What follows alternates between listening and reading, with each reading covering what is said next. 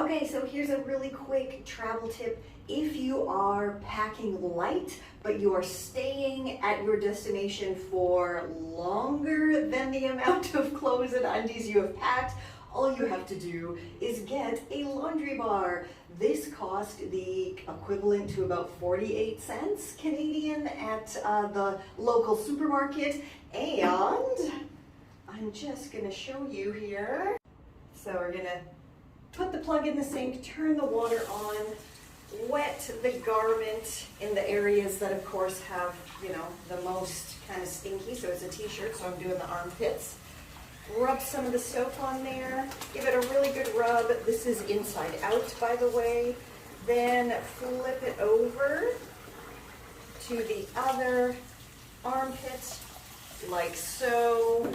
Give that a really good rub. And then, shut the water off now. Just give it, you know, just like agitate it around, just like your washing machine would. And then you can move on to the next garment using that same water, of course. And just repeat.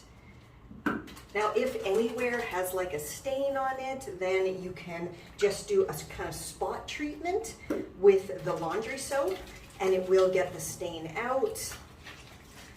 And we're going to agitate that around a little bit more. Let the water out.